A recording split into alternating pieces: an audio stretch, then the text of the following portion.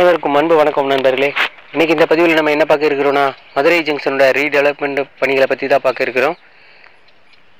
347.76 கோடி ரூபாய் செலவில் இந்த ரயில் நிலையம் மறுசீரமைப்பு பணிகள் நடைபெற்று வருது. கார் பார்க்கிங்கில் இருந்து எல்லா விதமான வசதிகளை உலகத்தரத்துக்கு மேம்படுத்துகிற விதமாக இந்த பில்டிங்குகளை உருவாக்கிட்டு இருக்காங்க.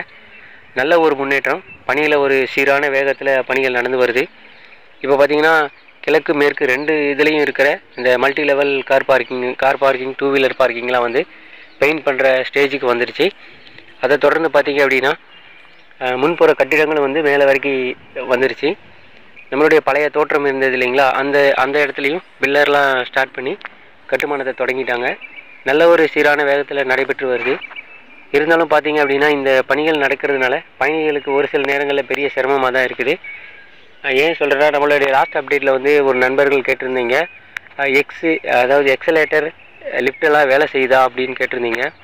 வேலை செய்யுது நண்பர்களே, ஆனால் ஒரு சில டைமில் பார்த்திங்கன்னா அது ஆஃப் ஆகிடுது.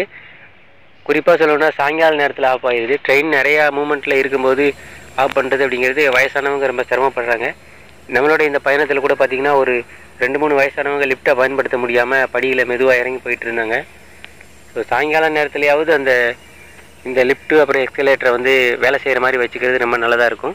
ஸோ அன்றைக்கி தான் அப்படியா இல்லை தொடர்ந்து அப்படியான்னு தெரியல. இது நம்மளுடைய வேண்டுகோள் தான். இருந்தாலும் பணிகள் ஓரளவுக்கு சீரான விதத்தில் நல்ல விதமாக நடந்து வருது.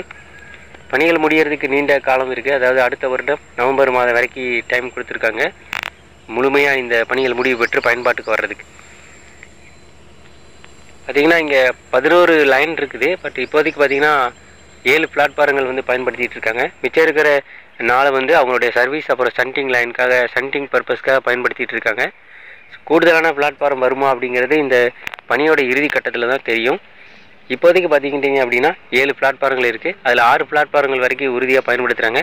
7 இங்கே நிற்கிற வண்டிகளுக்காக பயன்படுத்துகிறாங்க. ஸோ இது ஒரு சிம்பிள் அப்டேட் தான் நண்பர்களே. பணிகள் சீரான விதத்தில் நடைபெற்று வருது. தேங்க்ஸ் ஃபார் வாட்சிங். மீண்டும் ஒரு பதிவில் சந்திக்கலாம். நன்றி, வணக்கம்.